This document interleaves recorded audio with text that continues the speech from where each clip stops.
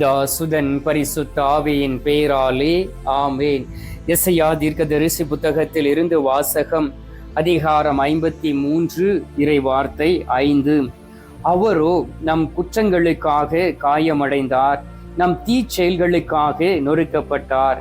நமக்கு நிறைவாழ்வை அளிக்க அவர் தண்டிக்கப்பட்டார். அவர் தம் காயங்களால் நாம் குணமடைகின்றோம். ஆண்டவரின் அருள்வாக்கு. இறைவா உமக்கு நன்றி. கிறிஸ்துவுக்குள் பிரியமான என் அன்பு சகோதர சகோதரிகளே, இந்த அருமையான காலை பொழுதிலே உங்கள் அனைவரையும் இந்த நற்கருணை ஆராதனையில் பங்கு கொண்டு ஆண்டவருடைய வார்த்தையை கேட்டு நாம் செபிக்கும் பொழுது என்னோடு இணைந்து நீங்கள் செபித்து அவருடைய வல்லமையும் அவர் உங்களை குணமாக்கக்கூடிய நேரத்திலே குணமடைந்து ஒரு பரிசுத்த வாழ்க்கையும் வாழும்படியாக நான் உங்களுக்கு அழைப்பு விடுவிக்கின்றேன். ஏனென்றால் நாம் கடந்து வந்திருப்பது கடவுளுக்கு முன்பாக, எனக்கு முன்பாக அல்ல, எந்த ஒரு மனிதனுக்கு முன்பாக அல்ல. ஆண்டவராகிய இயேசு கிறிஸ்துவை தேடி வந்திருக்கின்றோம், அவரை நாடி வந்திருக்கின்றோம். அவருடைய கரத்தில் இருந்து ஏதாவது ஒரு ஆசீர்வாதத்தை பெற்றுக்கொள்ள வேண்டும் என்பதற்காகவே இந்த நேரத்தில் நாம் வந்திருக்கின்றோம். எனவே அவர் உங்களை நிறைவாக ஆசீர்வதித்து அவர் உங்களை குணமாக்கி உங்கள் தடைகளை எடுத்து மாற்றி உங்களுக்கு எதிராக சாத்தான் வைத்திருக்கக்கூடிய திட்டங்கள் எல்லாவற்றையும் அப்புறப்படுத்தி எல்லா கட்டுகளையும் அறுத்து எல்லா தடைகளையும் உடைத்து அவருடைய தழும்புள்ள கரங்களினால் உங்களை குணமாக்கி உங்களை இந்த உலகத்தில் வாழ வைப்பாராக. 3 யோவான் 2வது வசனத்தை வாசித்து பார்த்தீர்கள் என்றால், பிரியமானவனே, உன் ஆத்துமா வாழ்வதைப் போல நீ எல்லாவற்றிலும் வாழ்ந்து சுகமாக இருக்க வேண்டும் என்று நான் விரும்புகிறேன் என்பதை குறித்து சொல்லப்பட்டு இருக்கின்றது. ஆம் பிரியமானவர்களே, இந்த நாளிலும் இந்த வார்த்தையை ஆண்டவர் உங்களுக்கு கொடுக்கின்றார். என்னுடைய பிள்ளைகள் எல்லா சூழ்நிலையிலும் வாழ்ந்திருக்க வேண்டும், என்னுடைய பிள்ளைகள் இந்த உலகத்திலே ஆசீர்வதிக்கப்பட வேண்டும், என்னுடைய பிள்ளைகள் இந்த உலகத்திலே வாழும் பொழுது அவர்களோடு நான் கூட இருந்து அவர்களில் வாசம் செய்து அவர்களை பாதுகாத்து நோய்வாய்ப்படக்கூடிய நேரத்திலே எனதுடைய தழும்புகளினால் அவர்களை தொட்டு குணமாக்குவேன் என்று வாக்கு கொடுக்கின்றார். எனவே ஒருவேளை நீங்கள் நோய்வாய்ப்பட்டு இருக்கலாம், மருத்துவ சிகிச்சை பெற்றுக்கொண்டு இருக்கலாம், மருந்து மாத்திரை சாப்பிட்டு கொண்டு இருக்கலாம், அல்லது படுத்த படுக்கையாக இருக்கலாம், நீங்கள் ஐசியூவில் இருக்கலாம், அல்லது ஆபரேஷனுக்காக உங்களை தயார் செய்து கொண்டு இருக்கலாம், சில வலிப்பு நோய்கள் உங்களை விட்டு போவாமல் இருக்கலாம், நரம்பு தளர்ச்சியில் இருக்கலாம், இதய சம்பந்தமான நோயினால் இருக்கலாம், கர்ப்பப்பை பிரச்சனையாக இருக்கலாம், இரத்த போக்கு நோயாக இருக்கலாம், இரத்தம் சம்பந்தமான நோயாக இருக்கலாம், கேன்சராக இருக்கலாம், வயிற்றில் உள்ள ஏதாவது ஒரு கட்டியினால் உங்களுக்கு நோய் இருக்கலாம், உடல் சம்பந்தமான நோயாக இருக்கலாம், கிட்னி பிரச்சனையாக இருக்கலாம், எலும்பு பிரச்சனைகளாக இருக்கலாம், கண் காதுகள் பிரச்சனையாக இருக்கலாம். எப்படிப்பட்ட பிரச்சனையாக இருந்தாலும் நமது நடுவில் இருக்கக்கூடிய விண்ணக மருத்துவரிடம் கடந்து வாருங்கள், அவரால் உங்களை குணப்படுத்த முடியும். ஏனென்றால் உன்னை என்னுடைய உள்ளங்கையில் வரைந்து இருக்கிறேன் என்ற அவருடைய கரங்களிலே 7 நட்சத்திரங்களாக நாம் இருக்கின்றோம். அது உண்டு. அதே கரங்களினால் நம்மை குணமாக்க அவர் ஏற்றுக்கொண்ட தழும்புகளும் உண்டு என்பதை நாம் அறிந்து கொள்ள வேண்டும். 7 நட்சத்திரங்கள் இருக்கின்றன, அவருடைய கரங்களில் நம்முடைய பெயர் இருக்கின்றன, அதே போல் நம்மை குணப்படுத்துவதற்காக தழும்புகளும் இருக்கிறது என்பதையும் அறிந்து புரிந்து கொள்ள வேண்டும். அன்பார்ந்தவர்களே, எரேமியா 8வது அதிகாரம் 22வது இறை வார்த்தை வாசித்து பாருங்கள். பழைய ஏற்பாடு காலத்திலே கிளையாத்தில் பிசின் தைல மரங்கள் இருந்தன. அவற்றை குத்தக்கூடிய நேரத்திலே அதிலிருந்து இரத்த கலரிலே செந்நிறத்திலே ஒரு பிசின் தைலம் வருமாம்.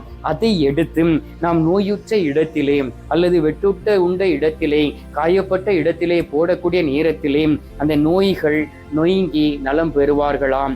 ஆனால் இன்றைய காலத்திலே ஆண்டவராகிய இயேசு கிறிஸ்துவை தேடி வந்த பிறகு அவருடைய தழும்புள்ள கரங்களினாலும் அவருடைய இரத்தத்தினாலும் நம்முடைய நோய்களும் வியாதிகளும் நீங்கி குணமடைந்து நம்மால் இந்த உலகத்தில் வாழ முடியும். இயேசுவின் இரத்தம் தான் உண்மையான மருந்து என்பதை நாம் அறிந்து கொள்ள கொள்ள வேண்டும்.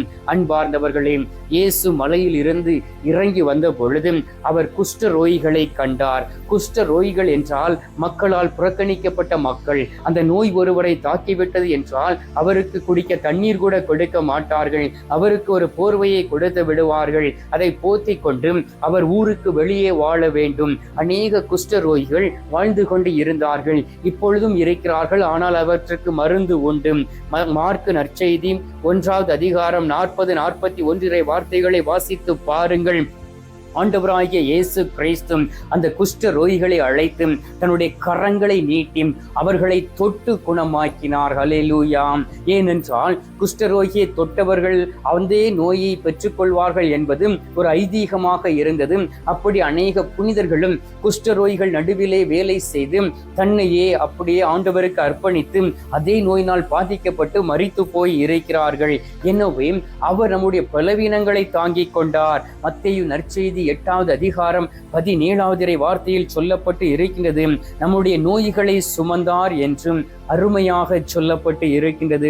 ஆம் பிரியமானவர்களே, உங்களுடைய நோய்களையும் என்னுடைய நோய்களையும் கல்வாரியிலே சுமந்து தீர்த்த ஆண்டவராகிய இயேசு கிறிஸ்து இந்த நாளிலே உங்களை பார்த்து சொல்லுகின்றார், நோய்வாய்ப்பட்டு விட்டாயாம், மருத்துவரை சந்தித்து அதற்கு தேவையான எல்லாவற்றையும் நீ செய்து விட்டாயாம், இந்த நேரத்திலே என் மீது நம்பிக்கை வைத்து உன்னுடைய நோயை என்னுடைய கரத்தில் ஒப்புக் கொடுத்து எல்லாவற்றையும் அர்ப்பணித்து பாவத்தில் இருந்து வெளியே வந்து நல்லதொரு பாவ சங்கீர்த்தனம் செய்து என்னிடம் மன்றாடு, உன்னுடைய குரலை கேட்டு உன் மீது இரக்கம் கொண்டு உன்னுடைய நோய்களை குணமாக்குவேன் என்று வாக்கு கொடுக்கின்றார்.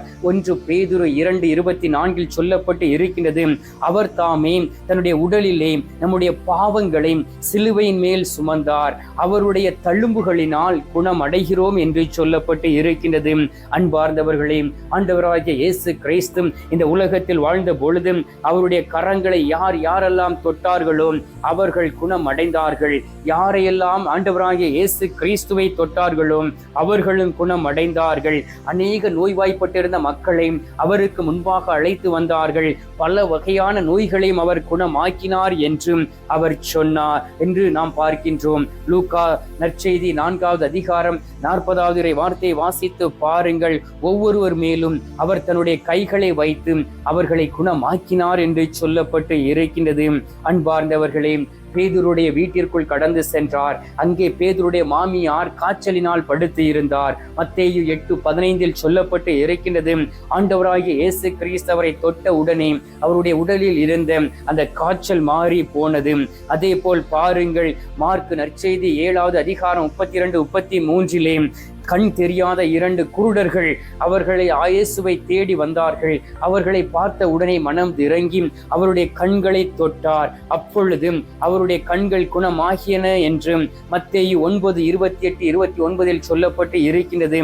கொன்னை வாயுடைய காதுகளை தொட்டார், காதுகள் குணம் அடைந்தது.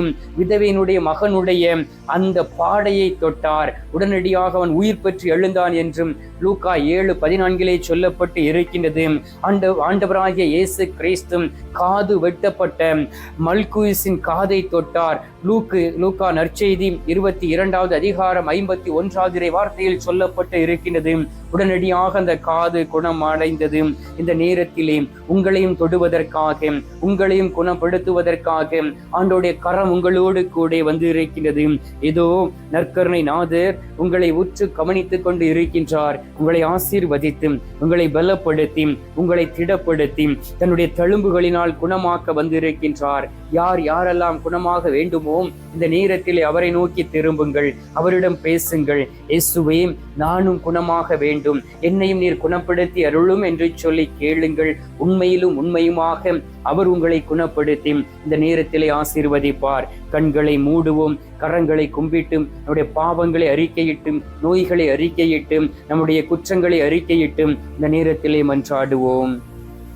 எங்கள் பரலோக தந்தையே, இயேசு கிறிஸ்துவை, தூயனல் ஆவியே, தகப்பனே, இந்த அருமையான நாளுக்காகவும் காலை பொழுதிற்காகவும் உமக்கு நன்றி சொல்லி உம்மை துதிக்கிறேன் அப்பா. ஒவ்வொரு நாளும் அதிசயங்களையும் அற்புதங்களையும் செய்து கொண்டு இருக்கின்றீர். ஒவ்வொரு நாளும் நீர் எங்களை வாழ வைத்துக் கொண்டு இருக்கின்றீரே, அதற்காக உமக்கு நன்றி சொல்லி உம்மை துதிக்கிறேன் அப்பா. தகப்பனே, நீர் எங்களை குணமாக்குவதற்காக எங்களை தேடி வந்திருக்கின்றீர். உமது குணமாக்கும் கரம் எங்களை தொடுவதாக. ஆண்டவராகிய இயேசு கிறிஸ்துவே, நீர் எங்களை போல் மனிதராக, சாதாரண மனிதராக நடமாடிய பொழுதும் உம்மை தேடி வந்த பிள்ளைகளை தொட்டு குணமாக்கினீரே. அதே போல் இந்த நேரத்திலே அநேக பிள்ளைகள் விண்ணப்பங்களை ஏறெடுத்து உம்மை நோக்கி ஜெபித்துக் கொண்டு இருக்கிறார்களே, அவர்கள் ஒவ்வொருவரையும் தொடுவீராக, ஒவ்வொருவரையும் குணமாக்குவீராக. அவர்களுடைய வியாதிகள் நீங்கி நலம் அடைவதாக, அற்புதங்களும் அடையாளங்களும் நடப்பதாக.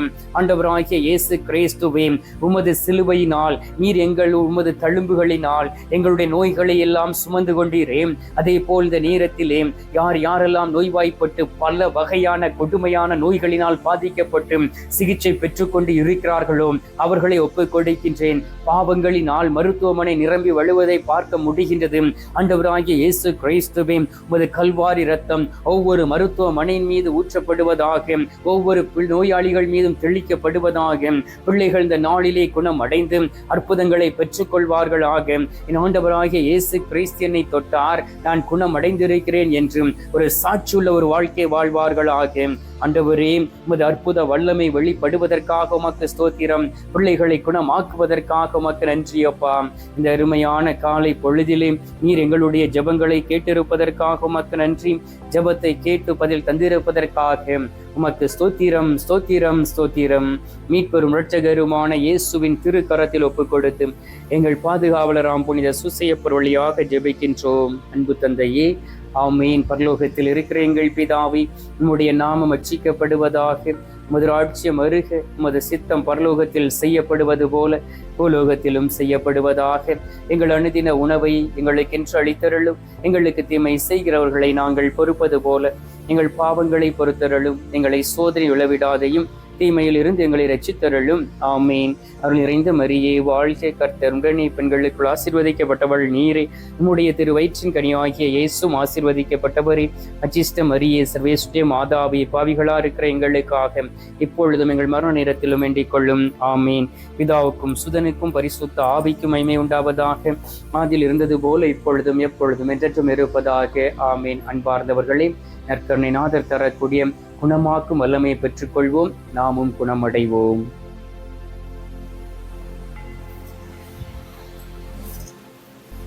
எல்லாம் வல்ல இறைவன் பிதா, சுதன், பரிசுத்த ஆவி உங்களை ஆசீர்வதிப்பாராக.